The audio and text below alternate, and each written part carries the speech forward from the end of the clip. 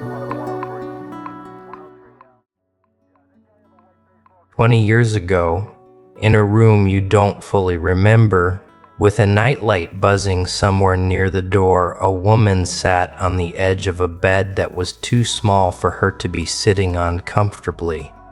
And she held a hand that was too small to be yours now. And she said words she barely understood herself. Words her own mother used to say. Words passed down through a line of women who were tired and scared and out of options. So they did the only thing left available to them. They prayed. She didn't know what she was activating. She wasn't trying to cast anything, summon anything, bind anything. She was just a mother in the dark doing the one thing that still worked when everything else had failed.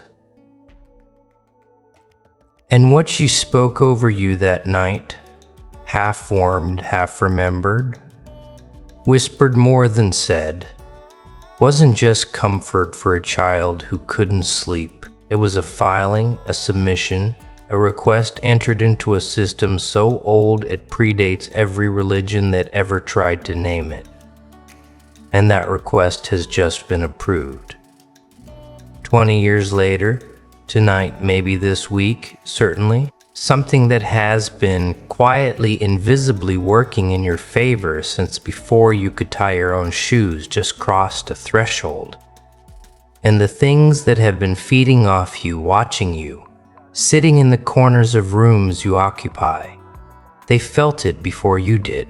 Talk about what a prayer actually is, because most people get this completely wrong. A prayer is not a wish. A wish evaporates the moment you stop believing in it. A prayer, a real one, spoken by someone desperate enough to mean every syllable, is closer to a contract. It has terms, it has duration, it has a kind of legal weight in realms that operate on rules older than the concept of law itself. And contracts like that, the ones spoken over children by mothers who had nothing left but faith. They don't expire when the mother stops thinking about them. They mature slowly on a timeline that has nothing to do with human patience. 20 years is not a random number. Ask anyone who studies these things, the old ones, the ones who don't post about it anywhere, and they'll tell you certain intercessory prayers. The deep ones, the ones soaked in real desperation, carry a maturation cycle. 2 decades is one of the most common thresholds, long enough for a life to form completely around the protection without ever noticing it was there. Long enough for the person being covered to walk through things that should have destroyed them and just assume they got lucky. You didn't get lucky. Let's just say that plainly right now before we go any further. Every near miss, every situation that should have gone worse than it did, every room you walked out of that you probably shouldn't have walked out of, that wasn't chance, that was a hedge. Something planted around you 2 decades ago that has been quietly doing its job the entire time without applause, without your knowledge, without asking for anything in return. Now, let's look at the last few weeks, specifically because this is where the maturing contract stopped being theoretical and started leaving actual marks on your ordinary life. Small enough that you probably explained each one away individually without noticing they were building towards something 3 weeks ago, roughly. A relationship that had been quietly draining you for years. The kind where you always left feeling slightly smaller than when you arrived without ever being able to name exactly why. Just ended. Not through a fight, not through some dramatic confrontation. It just dissolved almost politely, like both sides had simultaneously run out of whatever fuel was keeping it alive. You probably felt relief and confusion in equal measure. You called it growing apart. It wasn't growing apart, it was a channel closing. Somewhere around the same time, maybe a few days before or after, the dream started. Not nightmares exactly. Nothing you could point to and say that specifically terrified me, but dense, heavy, the kind of dream you wake up from feeling like you did physical labor overnight, muscles slightly sore, mind slightly foggy even though you slept a completely normal number of hours. Some nights you half remembered doors, rooms you were walking through, checking, closing behind you one by one. Your body doesn't usually manufacture that specific sensation for no reason. And then the smaller things. A coworker who used to make your skin crawl in some low, unnamed way suddenly transferred departments with no warning. An old family member who always seemed to bring a subtle chill into every room they entered. Stopped calling. Stopped texting. Seemed to simply lose interest in maintaining contact after years of persistence. None of these things, taken individually, mean anything. Taken together over the span of a few weeks, they trace the exact outline of something large being dismantled around you piece by piece. Starting with its outermost and least protected attachments first. Here's where it gets stranger, and I need you to stay with me because this is the part that's actually happening right now, not 20 years ago. There is a category of presence, and I'm being intentionally careful with language here because the specific names matter less than what they do that attaches itself to people the way mold attaches to damp wood. Not always through anything dramatic, sometimes through generational weight, a pattern of struggle repeating itself down a bloodline until it starts to look less like coincidence and more like an assignment. Addiction that skips a generation and then returns. Doors that close for no discernible reason right when things start to go well. A heaviness in certain rooms of certain family homes that everyone feels and nobody names out loud. These presences are patient, they don't need to announce themselves, they just need proximity and time and an opening. And a child unprotected, unclaimed by anything stronger, is exactly the kind of opening they're built to find. But you weren't unclaimed. Somebody claimed you before anything else got the chance. And for 20 years that claim has been quietly holding a line. Those presences couldn't cross, even though most of them didn't fully understand why. They just knew certain doors stayed shut around you. They knew certain rooms felt wrong to linger in when you were present. They knew on some instinctual level below language that something older and stronger than their patience had already staked a claim on this particular life. And staking a claim after someone else already has in these realms is not simply difficult. It's forbidden. There's a hierarchy to this, a protocol, and nobody wants to be the one who violates it. So they waited. 20 years of waiting, feeding on the margins where they could, testing the edges without ever pushing through, because pushing through wasn't permitted yet. The contract had terms, and the terms said, not yet until now. Something shifted. Maybe it was a moment of real surrender you had recently. A night you finally stopped fighting something you'd been fighting for years, and just let it break you open. Instead of breaking you down. Maybe it was a decision you made that finally aligned with something you were always meant to become. And that alignment is exactly the kind of trigger that closes out a contract early. Maybe it really is simply the calendar. The 20 years finally completing themselves on schedule. The way a debt finally clears after the last payment lands. Whatever the exact mechanism, the terms have been met. The protection isn't just holding anymore, it's expanding. And expansion means eviction. Picture it like this, because I think you need the image to really feel the weight of what's happening. Somewhere in whatever thin, cold, in-between space these presences occupy when they're not actively attached to something. There is a kind of scattering happening right now, not a battle. Battles imply the outcome is uncertain. This is closer to a raid. One so overwhelming that resistance isn't even attempted. Whatever has been sitting in the corners of your life, feeding quietly on the margins for 2 decades, I'm a man of my word, is being forced out of the territory it no longer has any legal standing to occupy. Imagine the lowest ranking of them first, the small opportunistic things that never had real standing to begin with. The ones that fed on stray moments of doubt or a bad mood left unattended too long. Those are already gone, evicted so quickly and so early in this process that they barely register as a memory now. The way you don't remember every mosquito you've ever swatted. Then the mid-level ones, the ones that had actually managed to attach themselves to specific relationships, specific habits, specific rooms in your life where they'd made themselves comfortable over years. Those are the ones causing the disruption you might actually be able to feel right now.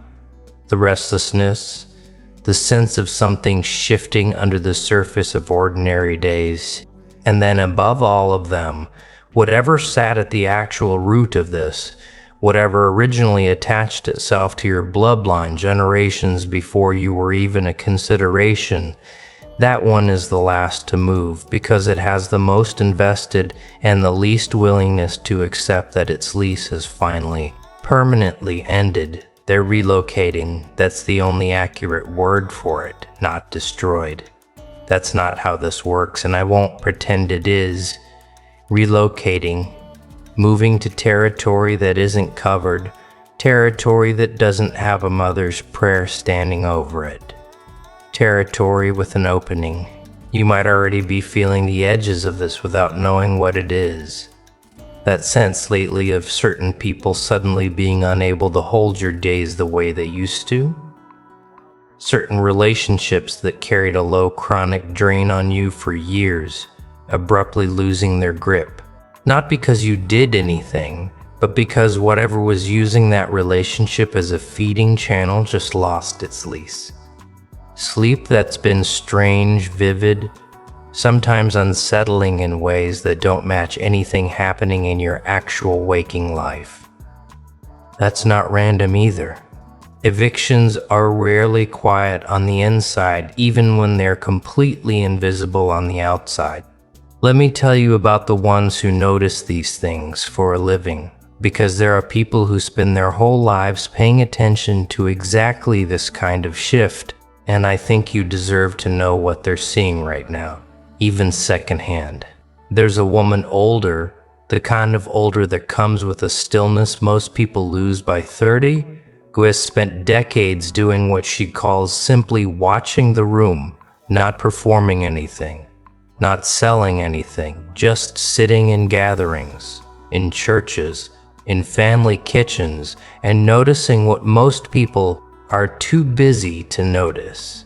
The weight certain people carry into a space.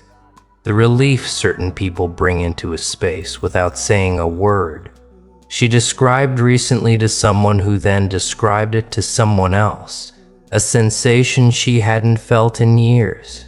A clearing like walking into a house the day after a fever finally breaks.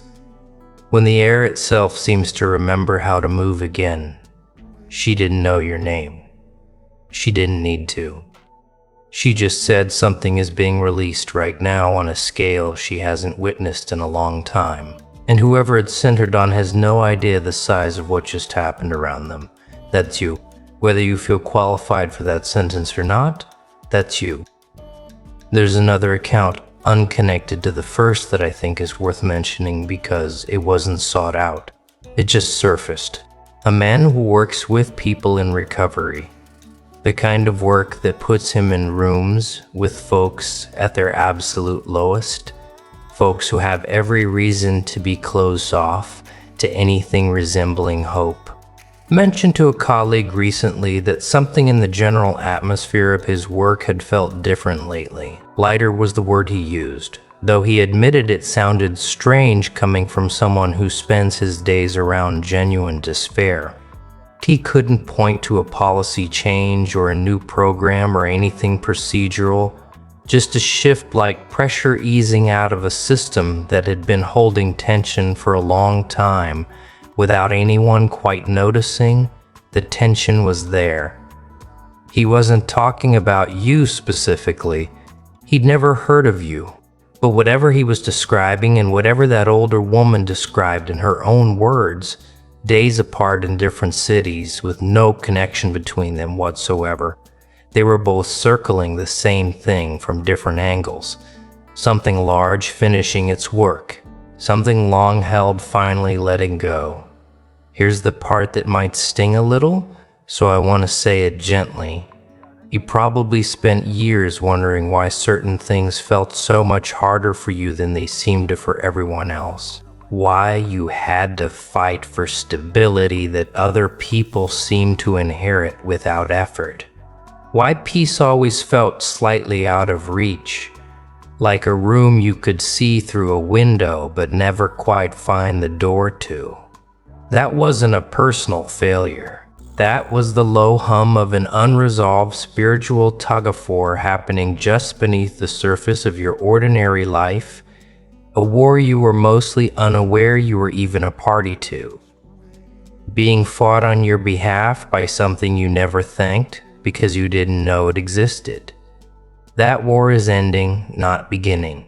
Ending in your favor, and the exhaustion you've been carrying, the sense of always swimming upstream, even when nothing in your actual circumstances explained why that was the cost of a covering doing its job under pressure for 2 decades straight, without a single day off. I want to be honest about something else too, because this format usually doesn't say the quiet part, and I think it matters. This isn't really about demons in the cartoonish sense. Red skin and horns and theatrics strip away the imagery, and what we're actually talking about is patterns, generational weight, cycles of harm that repeat themselves through families, like a signal passed down a chain until someone finally refuses to pass it further. Whatever language you want to use for that, spiritual or psychological or somewhere in between, the mechanism is the same. Something was trying to repeat itself through you. And a mother 20 years ago in a dark room with nothing but desperation and love made a decision that this particular chain would end somewhere.